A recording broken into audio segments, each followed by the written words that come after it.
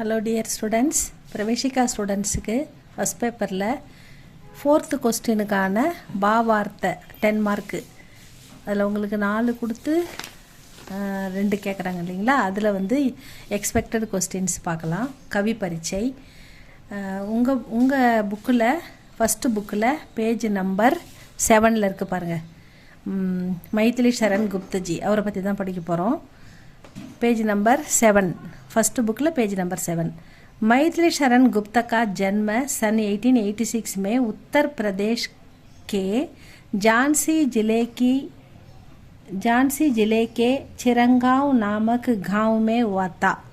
मैथिली शरण गुप्ता जी எங்கே பிறந்தாரு? 1886ல் உத்தரப்பிரதேசத்தில் ஜான்சி டிஸ்ட்ரிக்டில் சிரங்காவ் அப்படின்ற ஊரில் பிறந்தார். ஒரு கிராமத்தில் சிரங்காவ் அப்படின்ற ஒரு காவுன்னா கிராமம் வில்லேஜில் பிறந்தார்.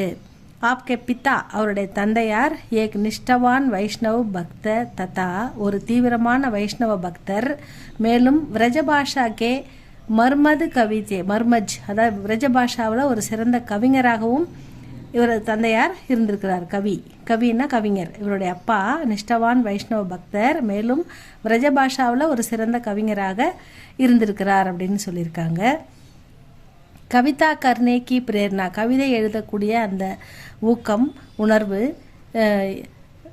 பி ஆப்கோ அப்னே பிதா சே ஹி பிராப்த ஹுயி தி அவர் தந்தையாரிடமிருந்து. அவர் தந்தை ஒரு மர்மஜி சிறந்த கவிஞராக இருந்ததால் அவரை பார்த்து இவருக்கும் கவிதை எழுதணும் அப்படின்ற ஒரு ஊக்கம் ஏற்பட்டது, ஒரு உந்துதல் ஏற்பட்டது. பிரேரணா அப்படின்னா மோட்டிவேஷன். அந்த மோட்டிவேஷன் வந்து அப்பாவை பார்த்து தான் இவருக்கு வந்தது அப்படின்னு சொல்கிறாங்க.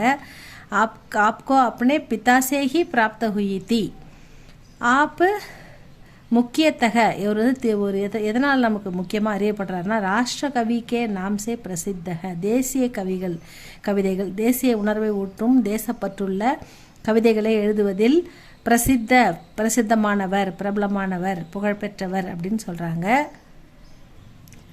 ஆப்னே சுப்த் பாரத்கே ஜாகுருத் கர்னேகா சஃபல் பிரயத்தன கியாத்தா அதாவது பாரத நாட்டை பாரத மக்களை விழித்தெழச் செய்வதற்கு தேவையான முயற்சி அனைத்தையும் வெற்றிகரமாக செய்தார். இறுதி வரை வந்து மக்கள் வந்து விழிப்புணர்வோடு இருக்கணும், அவேர்னஸாக இருக்கணும், மக்கள் நல்லா வந்து ஒரு அறிவாளிகளாக இருக்கணும், மக்களுக்கு வந்து அந்த விழிப்புணர்வை ஏற்படுத்துறதுல கடைசி வரைக்கும் வெற்றிகரமாக முயற்சித்தார் அப்படின்னு சொல்கிறாங்க. ஆப்கி அவருடைய பாரதி ராஷ்ட்ரிய பாவனாவோ கா மூர்த் ரூப் ஹை அவருடைய பாரதின்ற இலக்கியம் அவர் எழுதின அந்த கவிதை இந்த தேச உணர்வுக்கு ஒரு முக்கியமான சாட்சியாக இருக்கிறது அப்படின்னு சொல்கிறாங்க.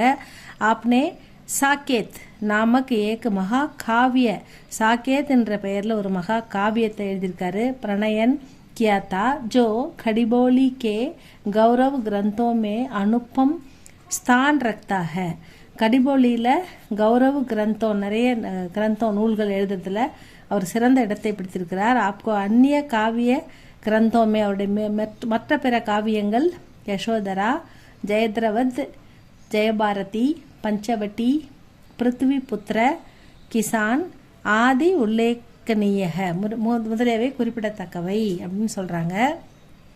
மைதிலி சரண் குப்தஜி வந்து கவி பரீட்சையில் இந்த வாட்டி உங்களுக்கு வர்றதுக்கு நிறைய வாய்ப்பு இருக்குது. அதனால் இது வந்து இப்போ ஃபஸ்ட்டு பேஜில் வந்து அதிகமாக இருக்குது. இதுதான் சிம்பிளாக இருக்குது. 5 மார்க்குக்கு இதை நீங்கள் எழுதினாலே போதும். இதை நல்லா படித்து எழுதுங்க ஸ்டூடெண்ட்ஸ். இதுக்கு அடுத்த கவி பரீட்சை அடுத்த வீடியோவில் பார்க்கலாம். இது உங்களுக்கு பிடிச்சிருந்தா லைக் பண்ணுங்கள், சப்ஸ்கிரைப் பண்ணுங்கள். தேங்க்யூ ஃபார் வாட்சிங்.